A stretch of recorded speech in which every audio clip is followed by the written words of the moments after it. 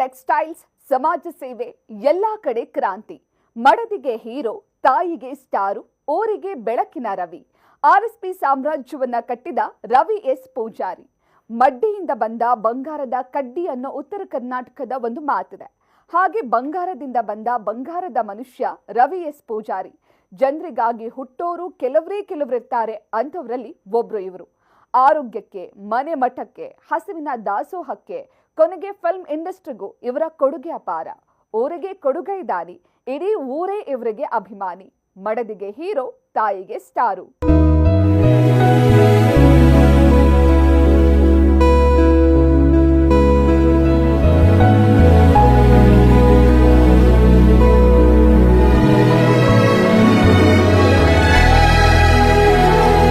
ಅದು ಆರ್ಎಸ್ಪಿ ಸಾಮ್ರಾಜ್ಯ. ಆ ಸಾಮ್ರಾಜ್ಯದ ಕೋಟೆ ಮುಂದೆ ಕಪ್ಪು ಬಟ್ಟೆಯಲ್ಲಿ ಸೈನಿಕರು, ಬಿಳಿ ಕುದುರೆಯ ಮೇಲೆ ರಾಜ ಬಂದಂತೆ ಬಿಳಿ ಕಾರಲ್ಲಿ ಎಂಟ್ರಿ, ಕತ್ತಲ್ಲಿ ಬಂಗಾರದ ಆಭರಣಗಳ ಗುಚ್ಛ, ಕೈ ಬೆರಳುಗಳಲ್ಲಿ ಮಿನುಗೋ ಬಂಗಾರದ ಉಂಗುರವನ್ನ ತೊಟ್ಟು ಬರುವ ಈತ ಕೊಡುಗೈ ದಾನಿ. ಇಡೀ ಅಥಣಿ ಜನರೇ ಈತನಿಗೆ ಅಭಿಮಾನಿ. ಗೆಲುವಿನ ಒಡೆಯ ಅಥಣಿ ರಾಜ ರವಿ ಎಸ್ ಪೂಜಾರಿ.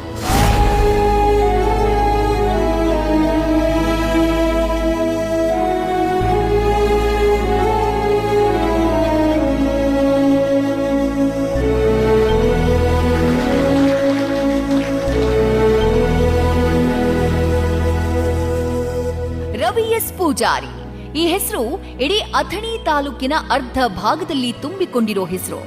ಒಂದ್ ಕಾಲದಲ್ಲಿ ರಸ್ತೆಯಲ್ಲಿ ಚೀಲಗಳನ್ನ ಮಾರ್ತಾ ಇದ್ದ ವ್ಯಕ್ತಿ ಈಗ ಒಂದು ಸಾಮ್ರಾಜ್ಯಕ್ಕೆ ಅಧಿಪತಿ.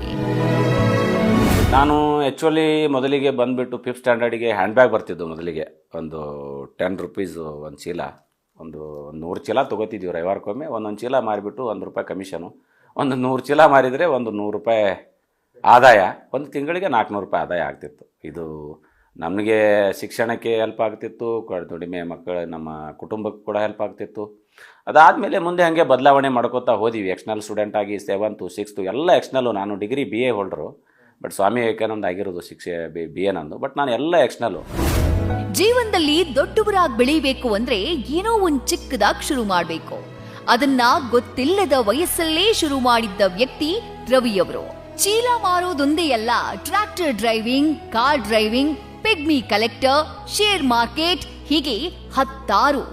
SLC ಇರುವಾಗಲೇ ಕಂಪ್ಯೂಟರ್ ಸೆಂಟರ್ ಓಪನ್ ಮಾಡಿದ್ರು. ಹೀಗೆ ಒಂದಲ್ಲ